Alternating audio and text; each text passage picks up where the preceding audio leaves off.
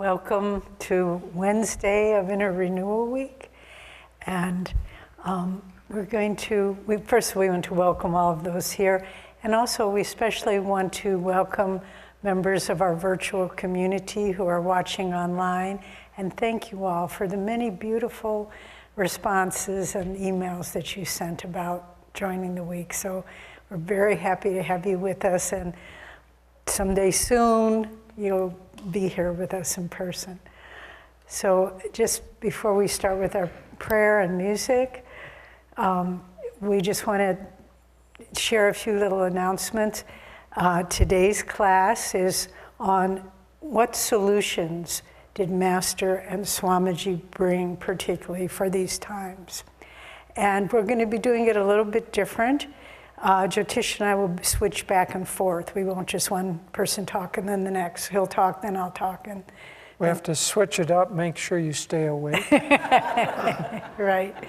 And then this evening at 7, we'll have questions and answers. So please come. It's so fun to be together and think of questions you want to ask, particularly about what we've been talking about this week. Not, too far ranging from that, although we will entertain all questions. And those online, you'll be able to submit your questions. And then tomorrow, we're going to have a wonderful panel of some of our next wave teachers. There'll be Aaron and Devalila and Badri and Dhyan. And they'll be talking about how they personally have found solutions. And then we'll go from there. And the art? Oh, yes. We should have mentioned on Monday, there's a wonderful, for those of you who are in the village, there's a wonderful art show down in village offices. Lotus Building. Lotus Building. And I am actually very impressed, even amazed at the quality of the art. There must be 20 or more artists who are participating in that. I think she said 35. 35, well, that's more than 20, I'm pretty sure.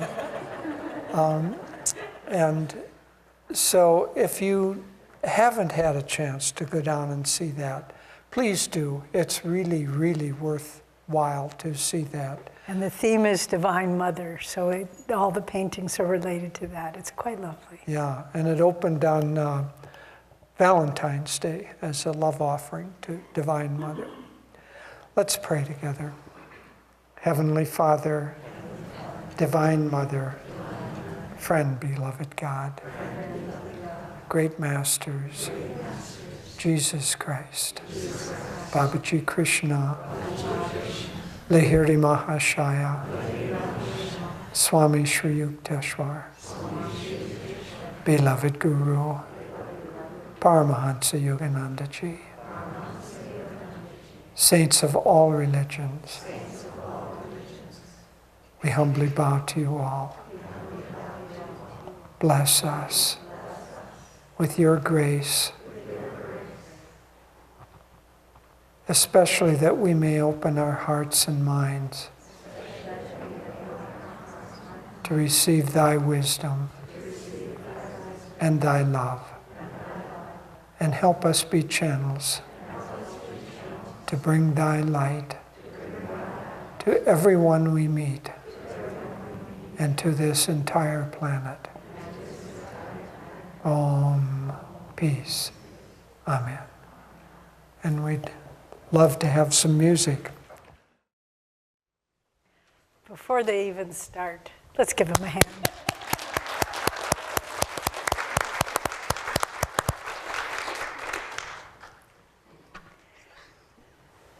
It's just so good to be here.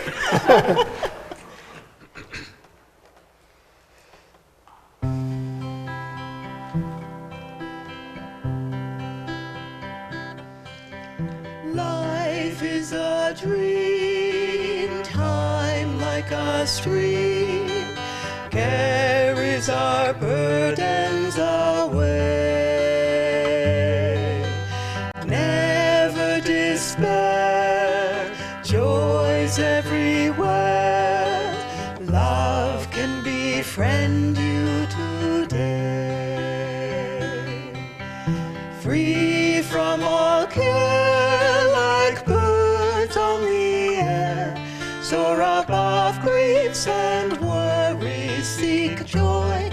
and be gay. Often on earth things of great worth worldly ambitions defy. Sometimes a friend helps us ascend up from life's cares to the sky.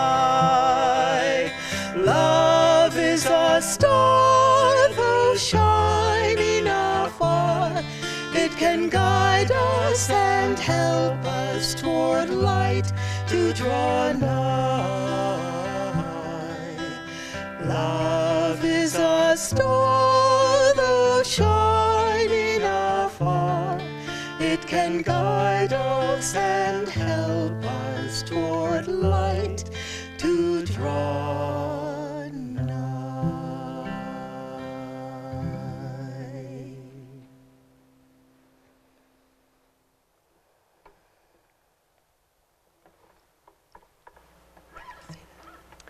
The next song is the Song of the Nightingale, and the nightingale represents the Guru.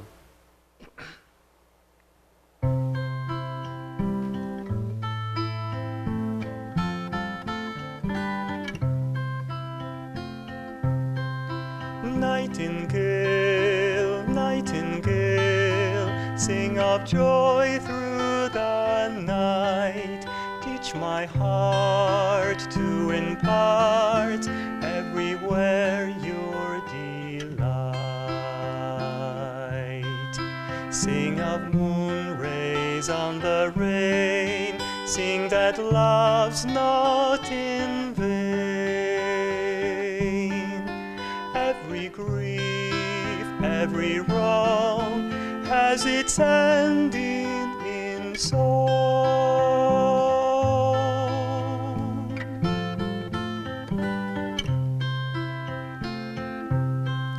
Nightingale, nightingale, sing of joy through the night. Teach all men how to spin clouds of gloom into light. Without silence, what is song? Without night, where is dawn? Were it not for men's woes, who would smile at a rose?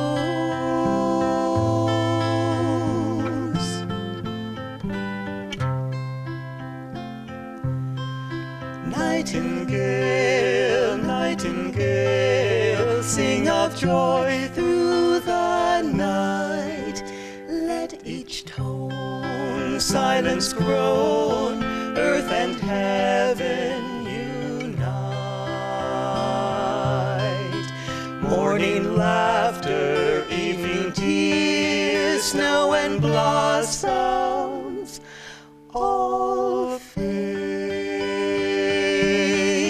Joy must sing in the night to face change unafraid.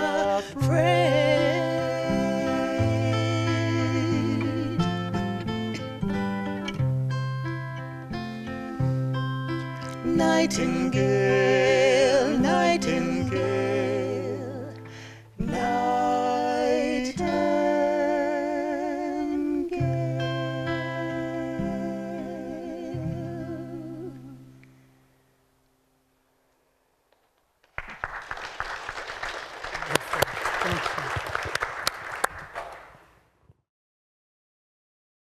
Okay, let's get the Pandavas here.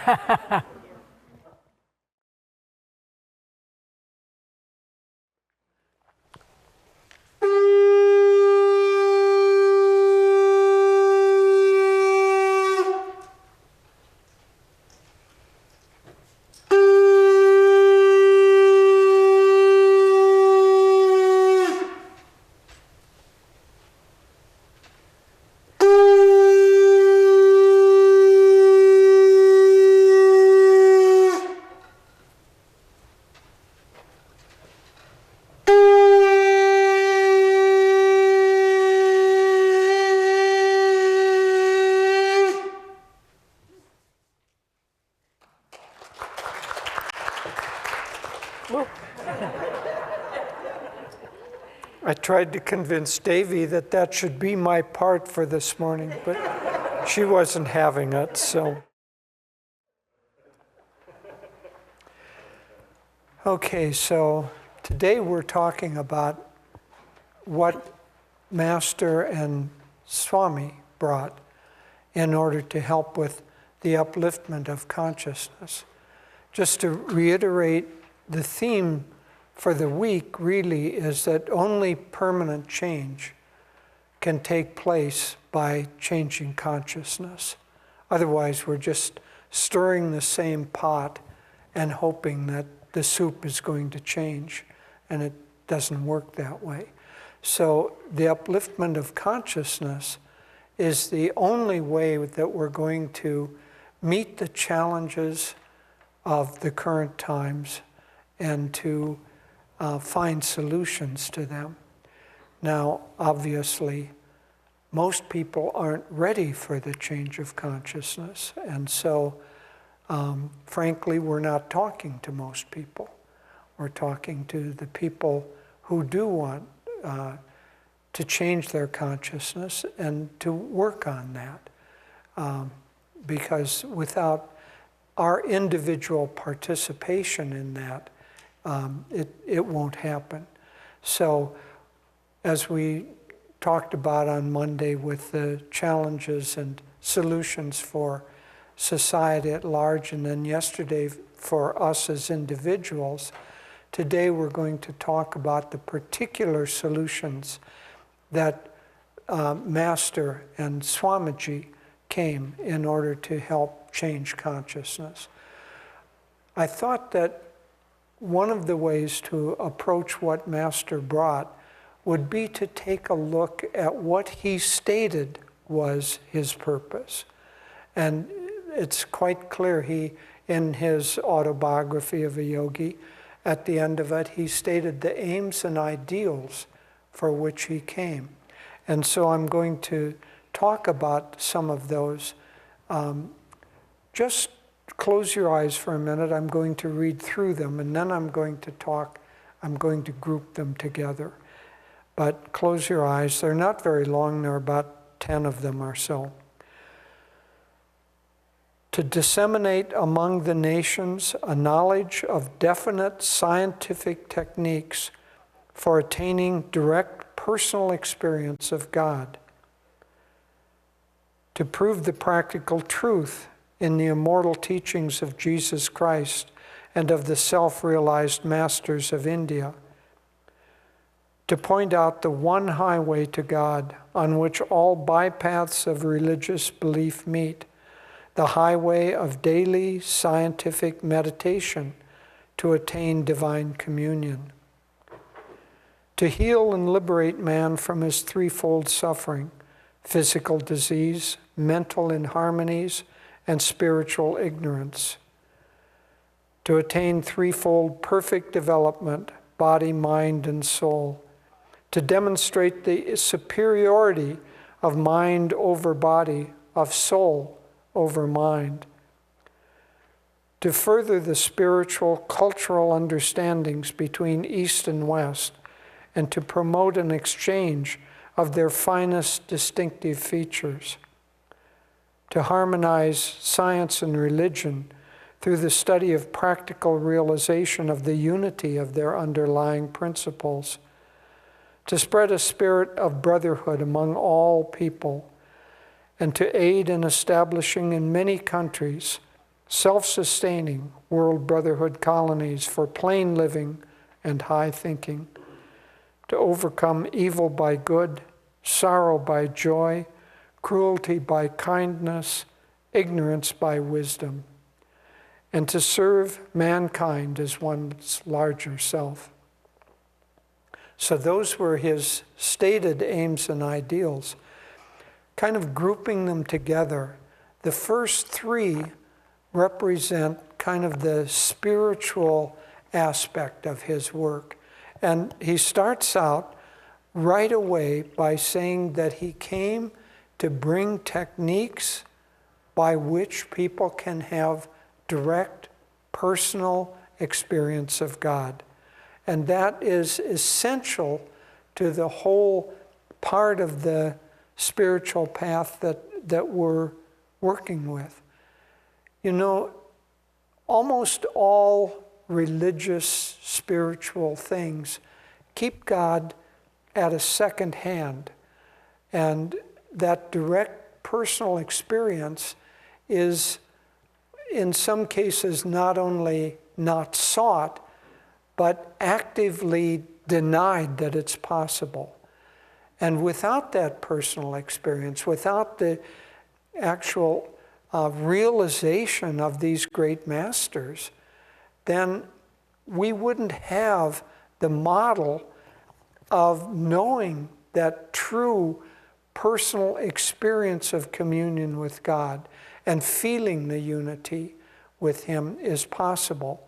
And so we have to look to the saints and the masters for that.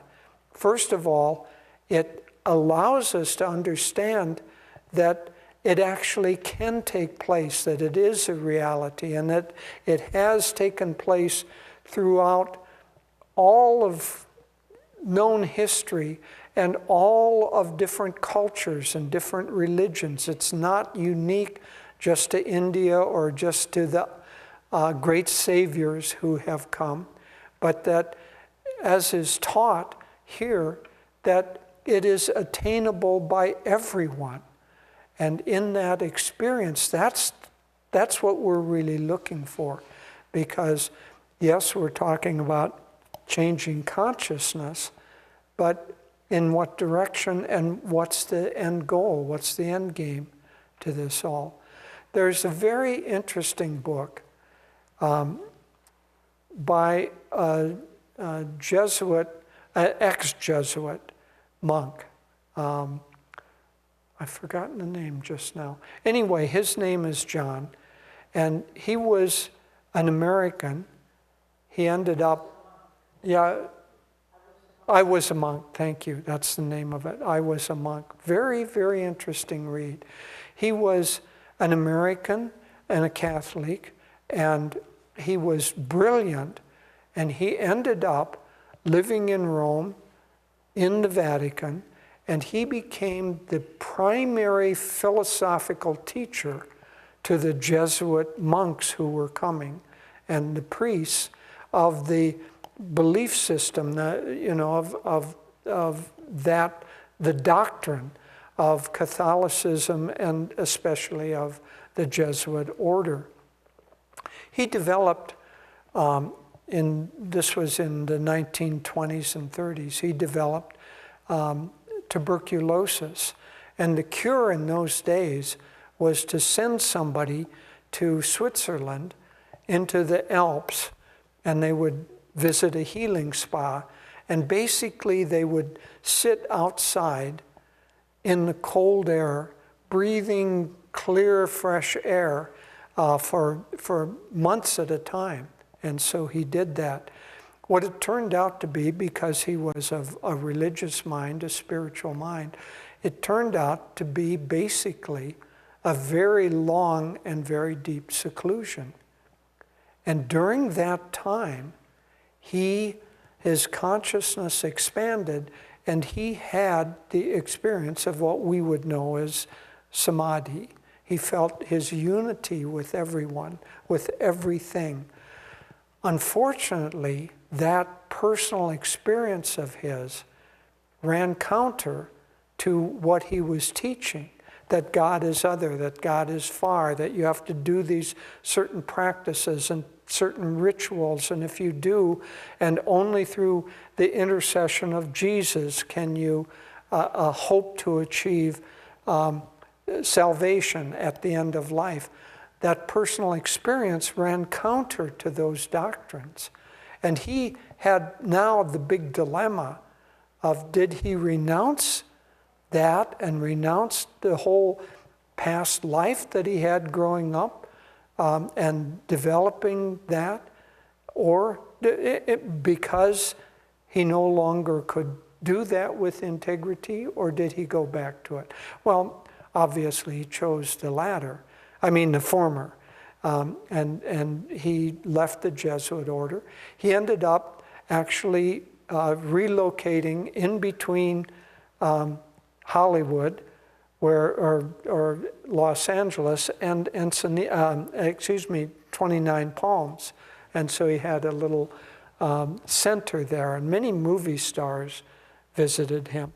I suspect that Master visited him, but I don't have a direct knowledge from either Master or his writings. But it was very interesting because that direct experience of God is the primary thing. That's the first thing that Master came on behalf of.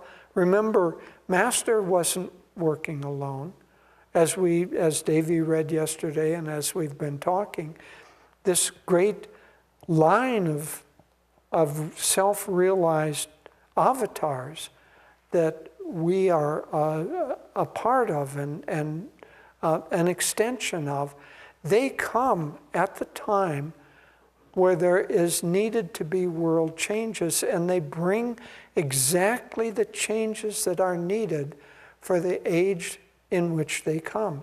And so here is the first and by far the most important change that is needed for Dwapara Yuga, is that we're moving from the age at which God is distant, he's a form, you cannot obtain him, and the belief systems all support that, and that the best you can do is through faith and through following certain procedures and certain rules, then you will be able to achieve salvation. And sometimes the rules are quite strict. I didn't read the article. The headline was enough for me. I just saw a headline saying that a pastor had for many, many years been baptizing people, and he had used the wrong words, and therefore all of those baptisms were now invalid. Now that is Kali Yuga thinking. What baptizes a person? Spirit? Does water do it? No, of course not. Does do the proper words intoned in exactly the proper sequence and way, does that make it valid? Of course not. But that's Kali Yuga thinking. It's form, and it's without the proper form, proper rituals, then your spiritual life is invalid. This line of gurus, Master in particular, because it was his mission to bring these things into the public, he came to say, no, this is the age of direct personal experience of God.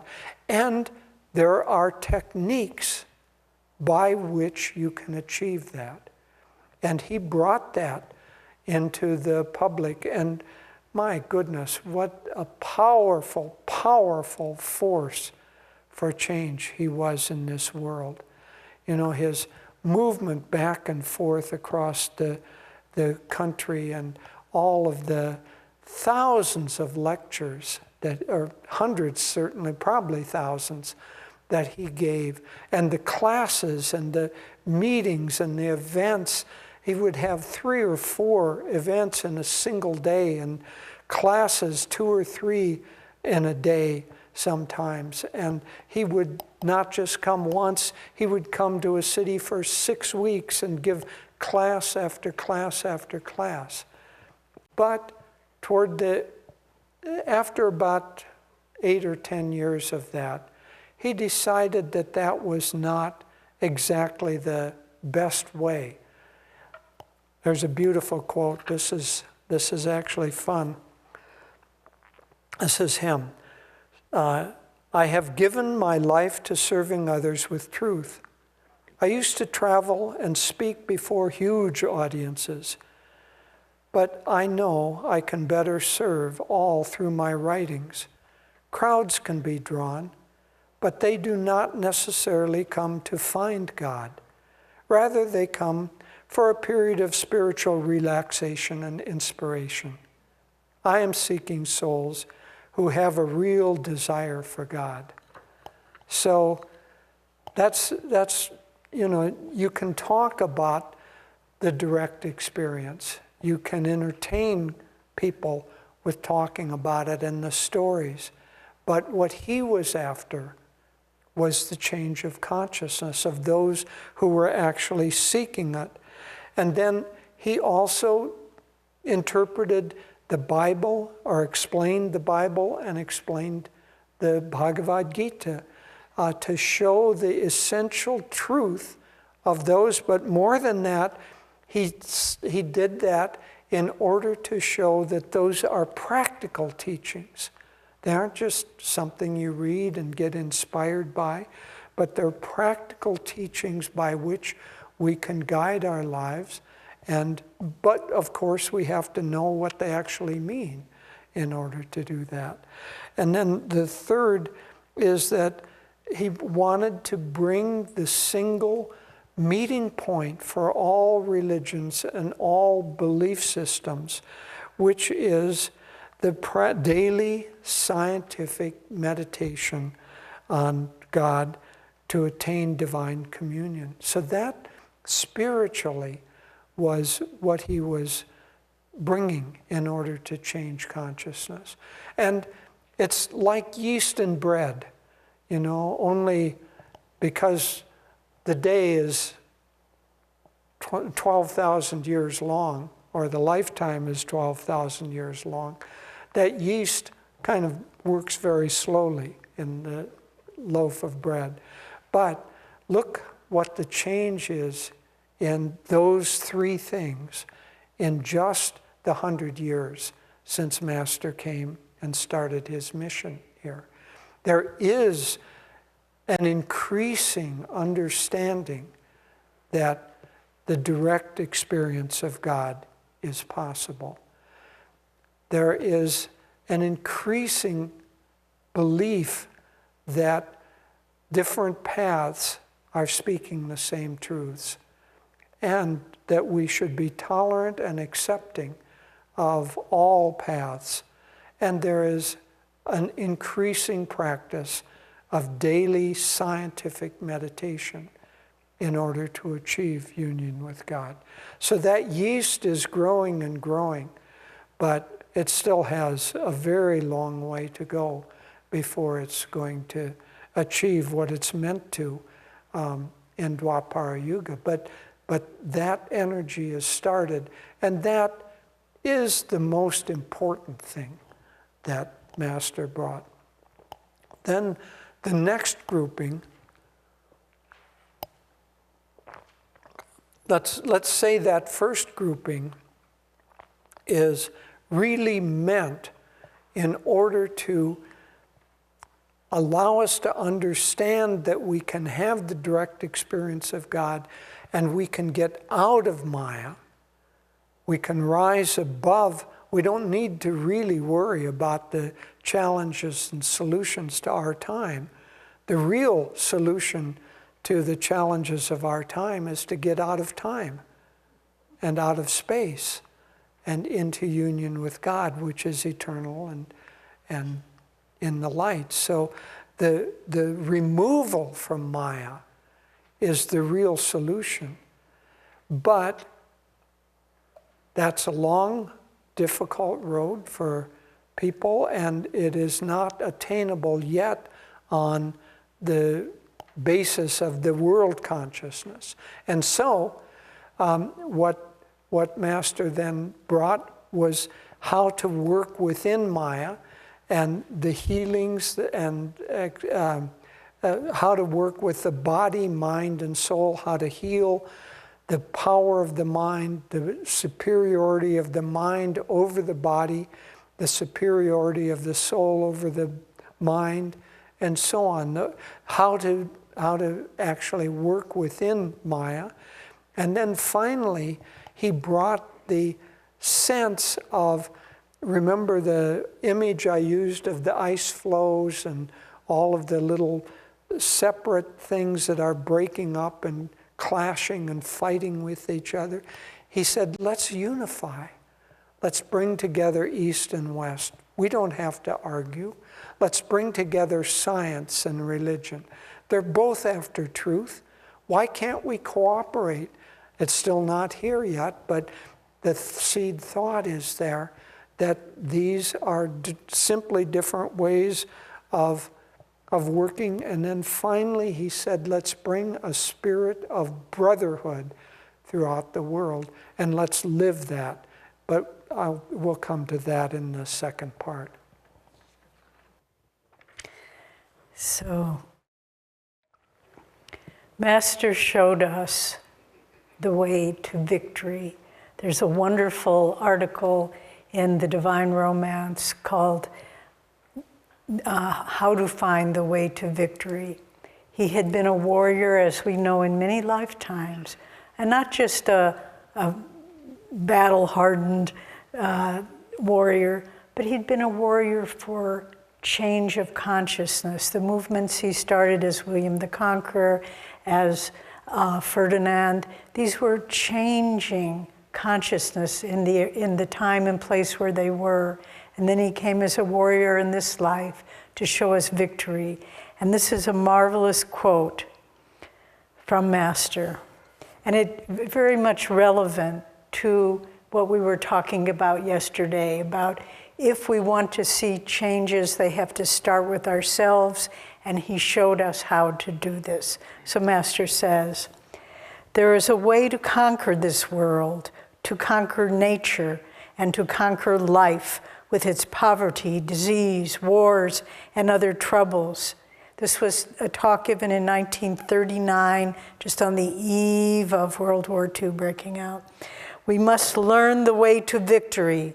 The victory that Jesus Christ attained is everlasting. How to achieve this permanent victory? You must start with yourself. You may think it is hopeless to try to conquer hatred and inspire mankind to Christ-like ways of love, but never was the need so great as now. Atheistic ideologies are battling to drive religion out. The world is marching on in a wild drama of existence. Trying to stop the raging storms, we seem no more than little ants swimming in the ocean. But do not minimize your power. The real victory consists in conquering yourself, as Jesus did. His self-victory gave him power over all nature. So this is amplifying what we were talking about yesterday, isn't it? It's Master is saying, maybe we think that the world is impossible to change, but if we start with ourselves, we can effect a change that will change the world. And then he gave us the tools, how to do it, the tools of energy. And you read his writings, and of course the energization exercises where he blends energy and willpower. First time that ever had been done. Energy linking, energy, willpower, and magnetism. I mean, they're words that are thrown around easily these days, but he was the one that showed the link. The simple, and you know, Swamiji said once, if we were stranded on a desert island and all we had were the energization exercises, from them alone, we could discover all the other techniques up to Kriya, because it's working with the principle of channeling energy, controlled energy by our willpower, drawing the cosmic energy. And so he just gave a plethora of techniques of how to draw energy, how to work with energy, how to be magnetic, how to draw life companion, how to be successful in business, and all of these things to show that we can conquer the self, and in conquering the self, we make a change in the world around us. He talked so much about healing, and many healed people at his talks. He said, in fact, the first talk he gave in Salt Lake City, Dayamata, who at that time was Faye Wright, she had some very serious chronic disease. And she came up and he said, I will heal people if they come up. And he healed her. And later someone asked him about it and he said, well, I was on the spot. I had to heal her. Everyone was watching. And so, but why did he heal? And this is an important point because we do a lot of healing prayers. It's not to show that we are the healers. It's to show that God's energy can transform anyone's life. And there was a story of a very humble sadhu that his humility and devotion so pleased God that God appeared to him and he said, I will grant you any boon you want. And the man said, grant me this, that wherever I go, I'm a wandering sadhu, wherever my shadow falls on whatever garden, on whatever person, may that spot be uplifted and blessed, but may I never know it. Perfect prayer, perfect prayer. And so in line with true healing, not about the healer, but about God's energy flowing through. So fasting and diet and use of water, I mean, he left no stone unturned. He just gave us so many techniques for building our energy, for sleeping properly. I don't have time we could give a whole probably month-long course on master's techniques for healing and vitality. Again, one of the little books of the wisdom series that Ananda compiled, Secrets of Radiant Health and Well-Being. Every page is filled with guidance and instruction. But then he also talked about success.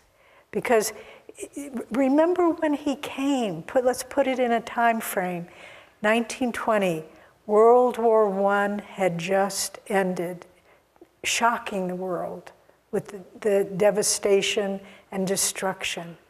The Spanish flu had just ravaged Europe. Hundreds of thousands of people died. And Master comes to America. And what was going on here? From all the suffering and difficulty of those years, it was the roaring 20s. People just went right into the senses, drinking and very free lifestyles. And there he was, preaching an inner life. He had to adapt. Then he went through all that. Then, 1930s, the Great Depression. And as he said, they were in Mount Washington. They were planting tomatoes on the hillside to survive. And then we went through that, the Great Depression, then the little period of quiescence, then 1939, he gives this talk on the way to victory, how to find the way to victory, to enter World War II. Get through that one, Korean War, the rise of communism.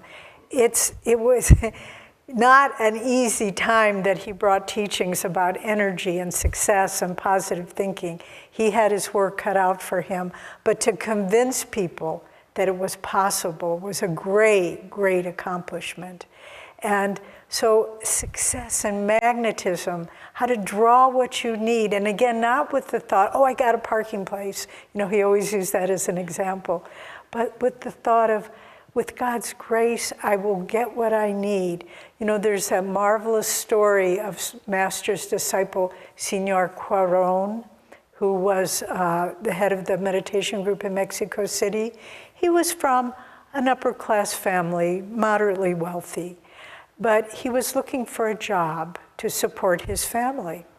And this very nice job offer came to him.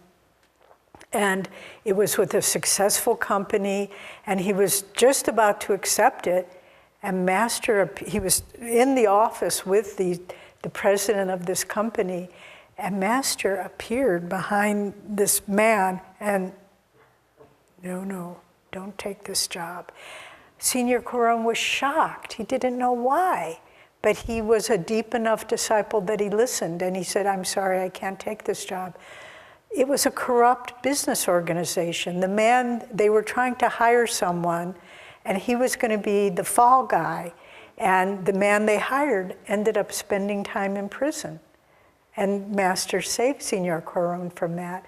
But then the interesting thing was, and Senor Cuaron talks about this, he said, but Master never found me a job. He said, you have enough material wealth to live comfortably and simply with your family. Spend your time meditating. And that's what he did. And by the way, there's a wonderful film director, Alfonso Cuarón, who's done some marvelous movies. And that's the nephew of Señor Cuarón. And he knew him. Alfonso knew Señor Cuarón. And he said a lot of his life and his thinking was influenced. So from Master. And his movies are very heartfelt, very uplifting, very compassionate. So again, the tentacles go out. But success in the highest sense of spirituality, not just material success, but living comfortably, living simply as he instructed Señor Cuarón to do, but not just to gain more and more wealth and position and notoriety. That wasn't his definition of success. And then finally, Master brought the concept that God is for everyone. Swami wrote a wonderful book about that, but we mentioned on Monday, we've been reading a book called Thank You, Master, that Durga compiled, and it's little sections by Master's direct disciples. His nephew, Hare Krishna Ghosh, a woman that he had married into the family, Mira Ghosh, and then Peggy Dietz, an American, who was his direct disciple and his chauffeur. And Peggy, she was here. We all met her. She spoke in 1993 at Master's Centennial celebration. But she has this wonderful quote that is well worth sharing. Peggy says, "What is it that is unique about Master's teachings? What did he introduce to the West that captivated thousands of people when he spoke at the International Congress of Religious Liberals in Boston in 1920, representing India, and later when large crowds came to hear him at Carnegie Hall and the Los Angeles Philharmonic Auditorium? The answer is the magnetic power of his dynamic joy and the promise he held out to everyone that they too could experience these things in their own life. God, his dynamic joy and magnetism that help people feel that they too could experience these things in their own life. That's the unique thing that Master brought.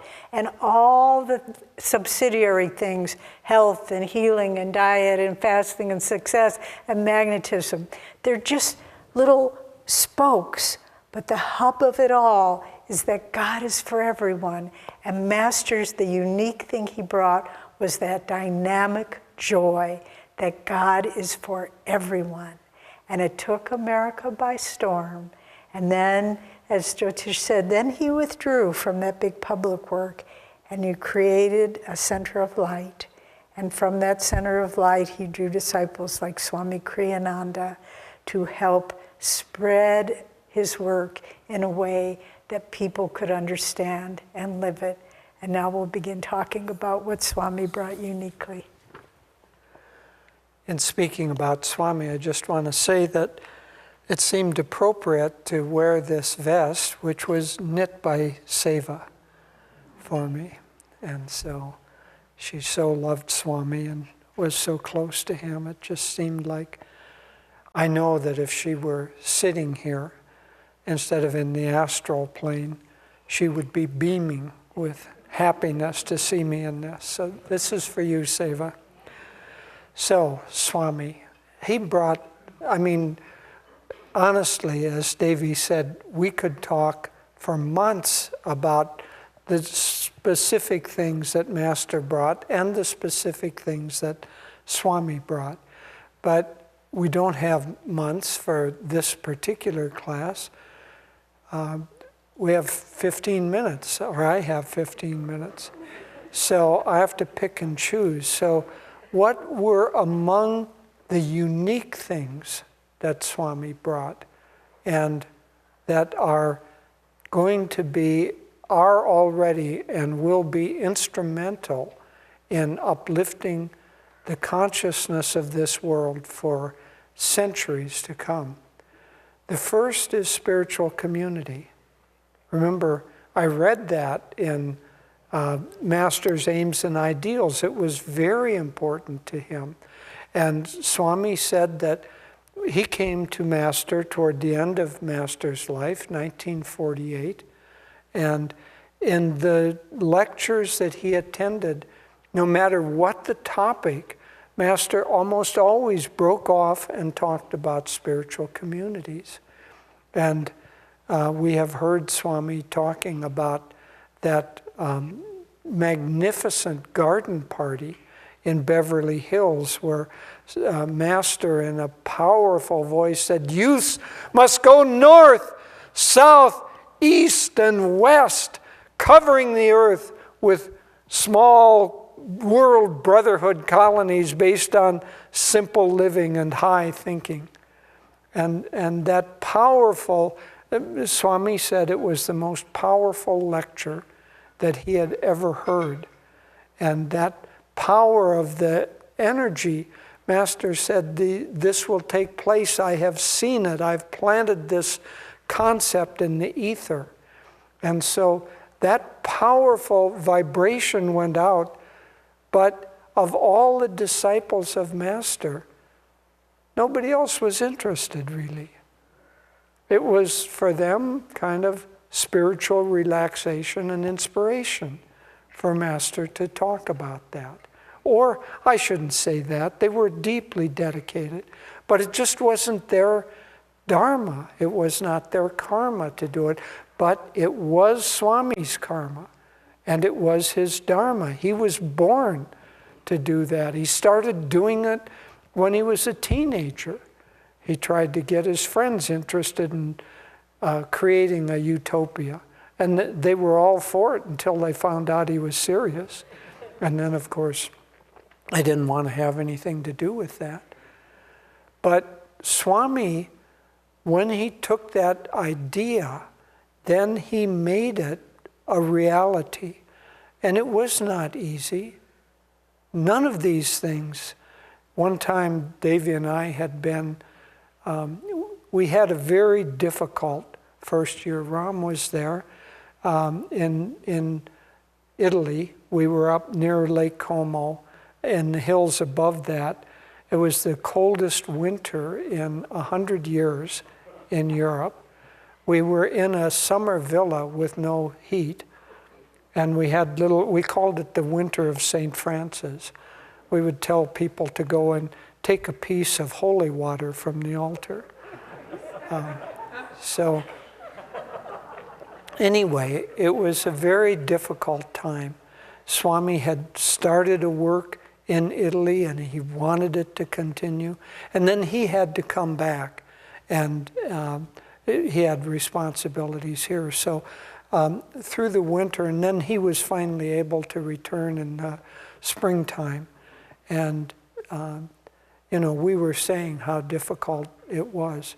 And he just said very simply, no great work is started without someone's tapasya, without someone's paying the karmic debt that is necessary to get something started. And so that tapasya was his to do in order to create this World Brotherhood Colony movement that we now call Ananda Communities. His first book was not spiritual communities, about communities. It was intentional communities. Remember I said on Monday about all these different competing ideas. Part of the problem, part of the reason we can't find global solutions is that we can't be unified in our intentions. Everybody has a different intention. Intention is then empowered by activity and discipline, and that results in the creation of whatever you're trying to create. But when you have a world where everybody is trying to create a different world reality, you can't get anywhere. intentional communities means a community of people that comes together with a single intention. So for us, of course, that single intention is exactly what Master brought, to find God and to experience the direct experience of God and to live that in our lives and support each other in it. And so the first and I think most lasting gift that Swamiji brought is the cooperative, spiritual, cooperative, intentional communities movement. Swami used to say, and for a long time I thought it was just his affirming, trying to get us on board, that at some time in the future, historians are going to look back at this time and they're going to say the most important thing that happened during that time was the beginning of intentional communities, spiritual communities, beginning of Ananda. And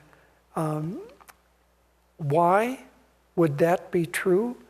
Because like the Renaissance, you need a small group of people who demonstrate a change of consciousness. They demonstrate perspective and all kinds of artistic, I won't go into that, but they came with a new artistic consciousness. And there were only about 15 or 20 artists in Florence together, Michelangelo and Leonardo da Vinci and others, but they changed the whole concept, not just of art, but of the way mankind viewed the world. Intentional communities will change the consciousness of what's possible, and especially intentional communities dedicated to the direct experience of God will change the world.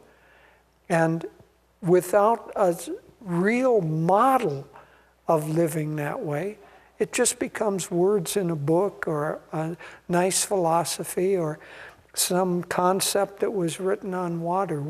We're just beginning, and we have had the great blessings of being in on the first ones. And as Master said, this way of living is going to spread like wildfire throughout Dwapara Yuga. It will become the normal way of living in Dwapara Yuga. And all the technological things, really all that really is to allow cooperative communities to happen so we can do business through cell phones and live in the country. And we're already beginning to see it. Okay, the second thing, Swami brought a new concept of spiritual organization and leadership. Swami specifically and purposely decentralized Ananda. He did not want a central organization that kind of ruled everything in the world of Ananda. And therefore he set up every community is its own legal entity, and there is no central authority that directs anyone that you have to do this and you cannot do that. The only thing that holds us together is brotherhood and sisterhood and the magnetism of doing this great work together. And Swamiji knew that in the age of Dwapara Yuga, that centralized, rigid authority would be counterproductive to what we need. And it's beginning, that concept is beginning, because these concepts are universally rooted. It's not just one thought that, leadership should be this way. You know, somebody sent me, Kent Williams sent me, you know what the most popular course in the Harvard MBA program is? How to be happy and how to make your employees happy. That's the most popular course. You can't get into it because so many of the MBA students. These are the future business leaders that are going out. So this concept of changing values is universally rooted, but the decentralization and the living reality, putting these principles into practice and actually showing through a model that they succeed. And these communities, they're hard to start. I mean, we've found that. You know, we've got 9 or 10, depends on how you want to count them, around the world. It's hard to keep them going, and it's hard to start new ones because it's just the tapasya has to be done. But fortunately, for those who don't live near a physical community, we have the virtual community. And again, I want to thank those in the virtual community for participating the way that you do. And I want to offer the invitation to those of you who are watching online and do not belong to a community or live near one of the centers. I would like to offer the invitation for you to join the virtual community, because unless you put these practices into practice in your own life, they will really only be spiritual relaxation and inspiration. We want to find God, and we want to help others to find God, and let's do this great work together that Swami and Master have given us to do. God bless you.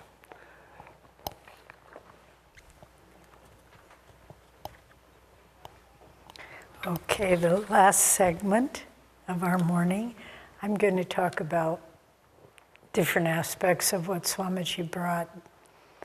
And I'm going to start with reading the very first sentence of Autobiography of a Yogi. The characteristic features of Indian culture have long been a search for ultimate verities and the concomitant disciple-guru relationship. That's how Master starts his great opus, his great autobiography. The characteristic features of India have long been search for truth and the guru-disciple relationship, which enables one to find truth. But this was the characteristic features of India. It was not the characteristic features of the West, if you haven't noticed. And Master came and did his great work. But what Swami did as Master's disciple, with dynamism, magnetism, humility, was to help us to understand what truth is, the truth that every one of us is seeking, whether we know it or not, and how the guru-disciple relationship helps, is vital, is how it is impossible without it. And you know, the concept of the guru in the West, it's not known. And you think in terms of, oh yeah, you bow down or you fan them with a palm leaf or, you know, whatever it may be. But what Swamiji brought was to show us what this truth is we're seeking. And I know from the very first time, that first summer I was here, 1969, and I began hearing him teach, he had the ability to make you feel that you always knew these teachings. It didn't seem foreign. It was like, oh yeah. And you had to realize, I had to step back and say, what are you talking about? You never heard this till you got here. I mean, maybe in another life, but he made it real. And then his discipleship. It was always the beautiful background chord in everything he did, every word he wrote, every note he wrote, every talk he gave, every word he uttered. It was vibrant with his discipleship. And the more we knew him as the years passed, the more that became evident. He showed us what a disciple looked like. And towards the end, he would say things like, I no longer can tell where Master starts and Swami Kriyananda begins. It all had become one, a continuity, a flow. And he lived that. And with all his accomplishments, at the end, he said, I don't know that anything I've done has really pleased Master, but I just want to be remembered as a good disciple. And that says more about the guru-disciple relationship than any great talk one could give.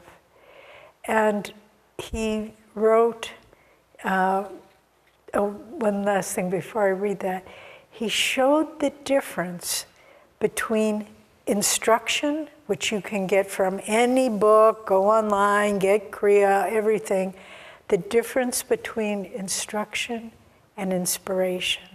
Because that's what the guru brings. That's why people say, oh, well, I want Kriya, but I don't want to get into this guru-disciple thing.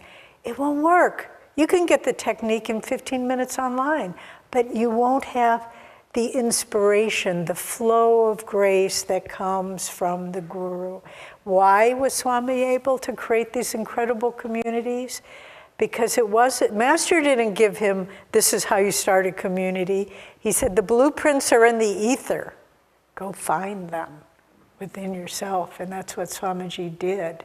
But the difference between instruction and inspiration, that's what he showed us. It wasn't just words. I have boxes of, I see many of you taking notes, and I don't want to discourage you, but I have boxes, file boxes of notes that I took from talks Swami gave. And are the words on paper what I got? No. It was the inspiration to dedicate my life to it. And someday I'll go through the notes, I suppose, but I know that that wasn't where the real value resided. And so just to say, the example without the model of the guru-disciple relationship and attunement to the guru, nothing that we want to achieve in life is possible if our goals are to find God and to share God with others.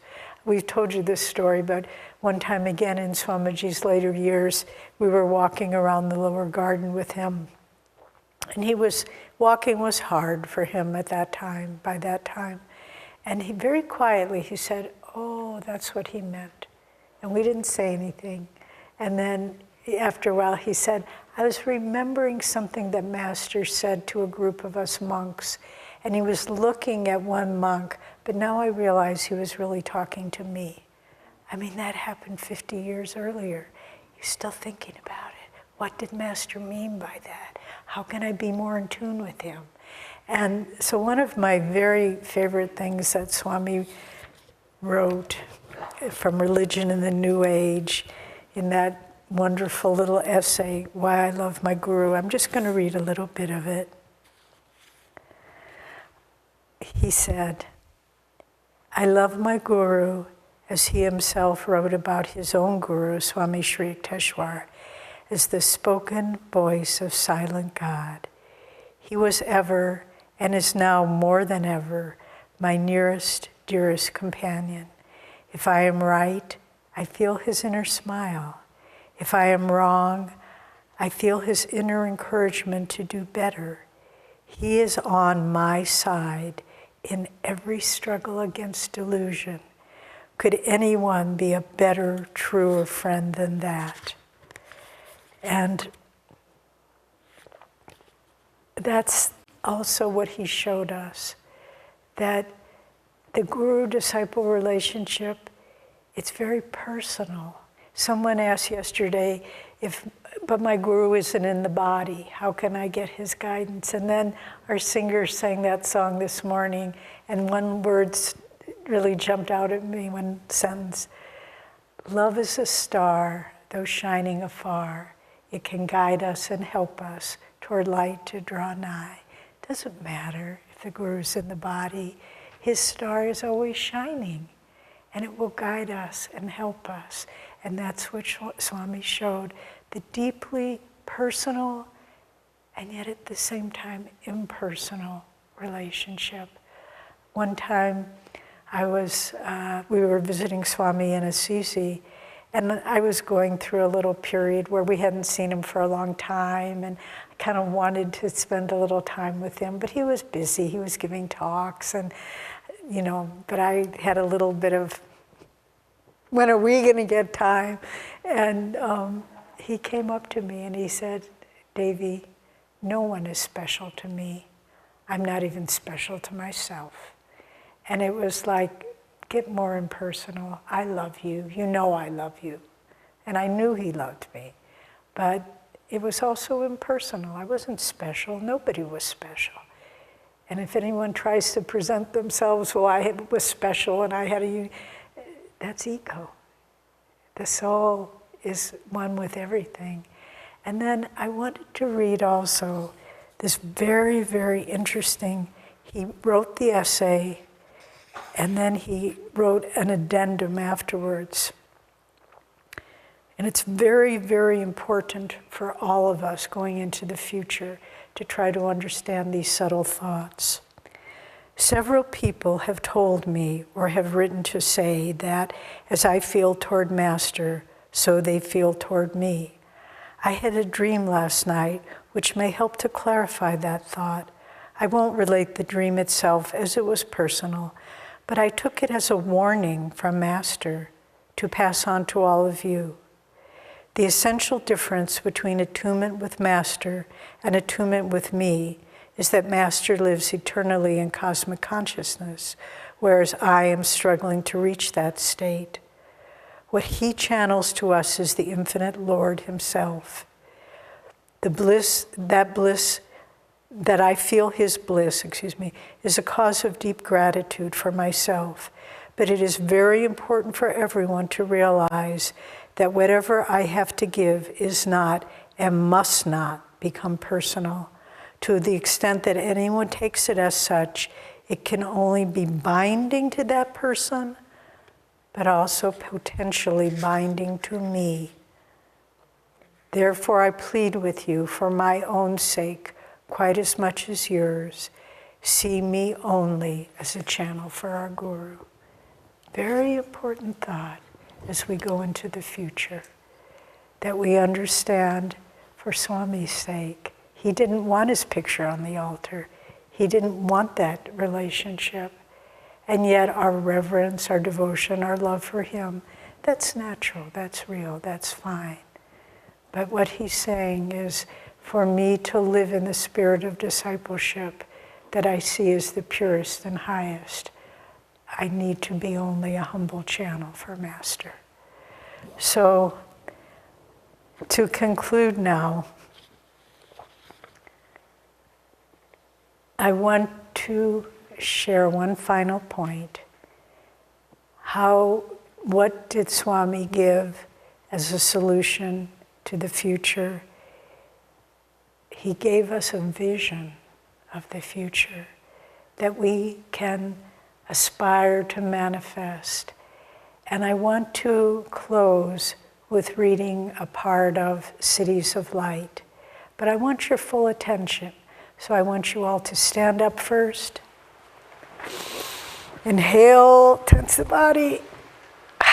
Exhale, throw the breath out, get rid of any tension. Sit down. Concentrate at the point between the eyebrows. And I'm going to read a vision of the future, Cities of Light. Hold your energy strongly at the spiritual eye and really try to feel that Swami is imbuing you as a channel for Master, for his ray, to create cities of light.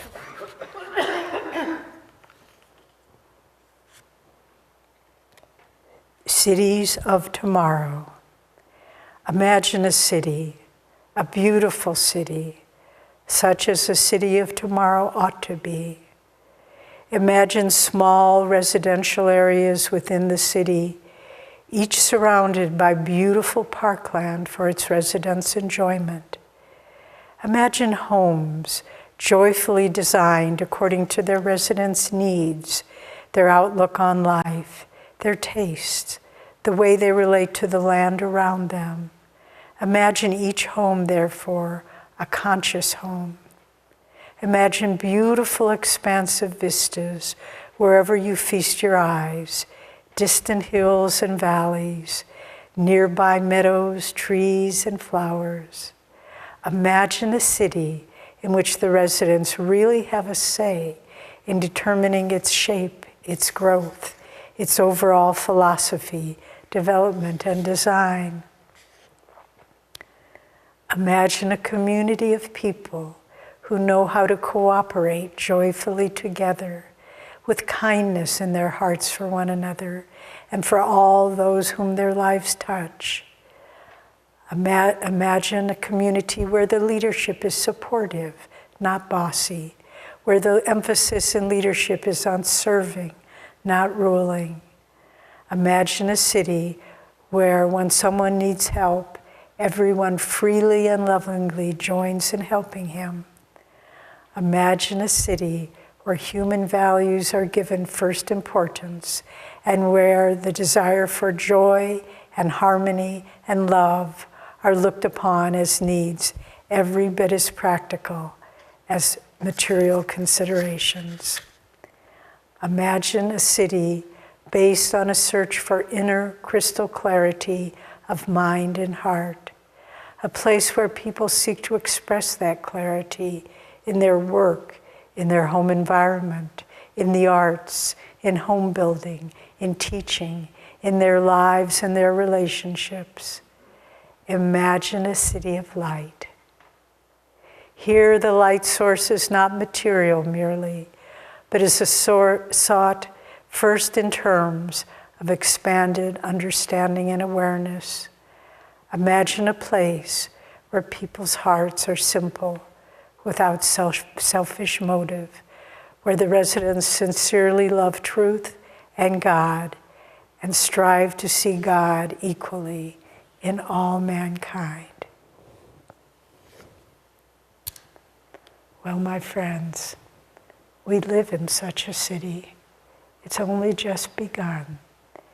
And with our attunement, with our selflessness, our willingness to follow in the footsteps of these great ones who have gone before us, we can fully manifest such a city of light that Swami could only imagine in his lifetime, but that we can bring into manifestation.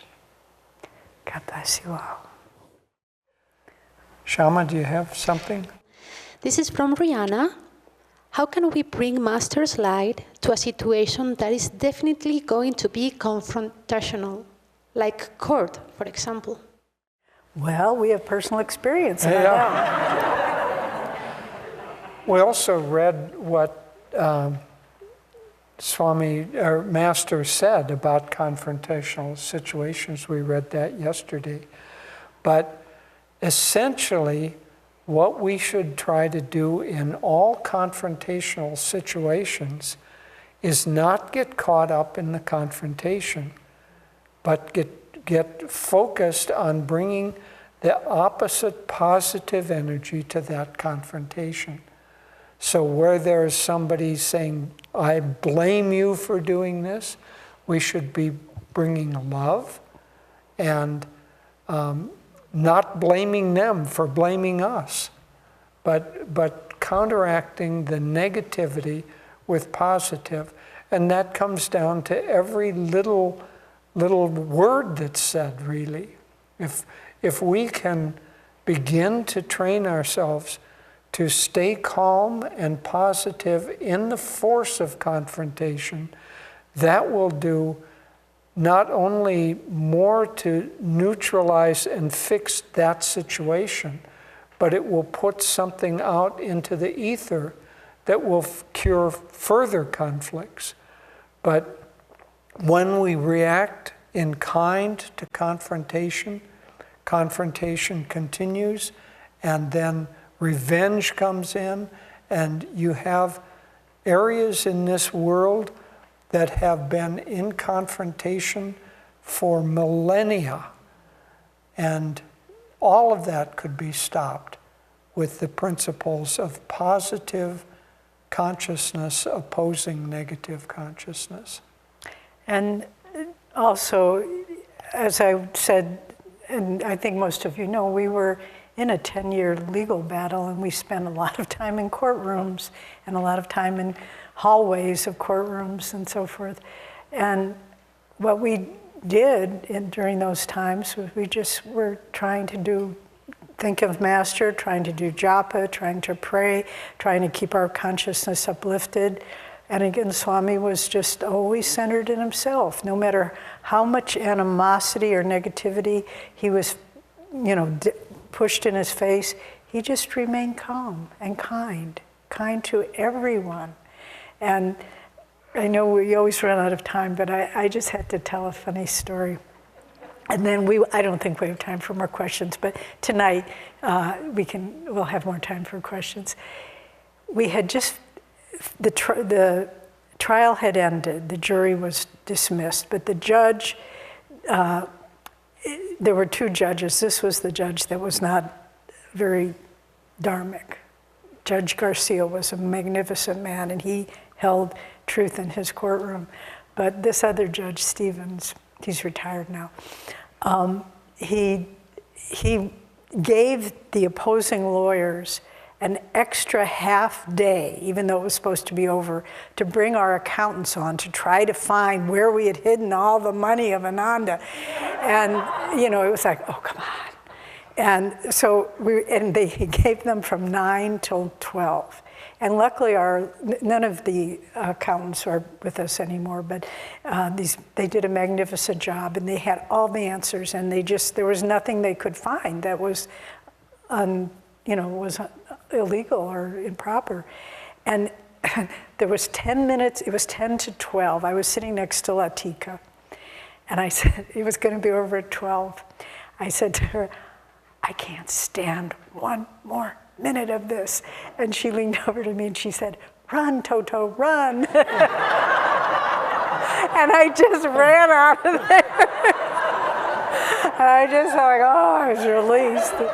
Anyway, I'll always have a very sweet spot in my heart for Matika for that. Anyway, it was over and it's behind us. But, people do face legal problems. We have good friends who are involved in legal hassles right now. And I have a lot of admiration for them, just to be able to be calm and poised and not get negative, not get reactive, but just go through the process. And that's how we won in the end. We just went through the process. And we're, as a civilization, slowly evolving. We were probably with Master and Swami during the time of William the Conqueror and King Henry. And in those days, when there was a dispute, they sent a bunch of mercenary knights after you. Now they just send lawyers. And, so it's better. Yeah, and they say in the scriptures of India, I think it's the Srimad Bhagavatam, I think, they say that in Kali Yuga, the cow of Dharma stands on one leg. In Dwapara Yuga, it stands on 2 legs, still not very steady. Treta Yuga stands on 3 legs. Satya Yuga stands on 4 legs. So we live in a time where Dharma, justice, truth is very unstable. And how tragic it is that when there are good lawyers, and we knew them and they served us and we worked with them, but so many in the legal profession, you just don't trust them. And they're supposed to be representing truth and justice, but it's a reflection of our time where Dharma is not stable. Yeah, and it's a reflection of what we talked about as the problem in civilization at this time, is that not only lawyers, but hardly anyone is looking for the solution to be Dharma. They're looking for the solution to be, I'm right and they're wrong. I want to benefit no matter what. And as long as that is the motivation, then Dharma is not only standing on 2 legs, but those 2 legs are standing on ice. So, Thin ice. Thin ice. Okay. That's so enough? let's take a break, and we'll have time, if there are more online questions, we can do it this evening, and you all bring your questions. Okay, thank you all.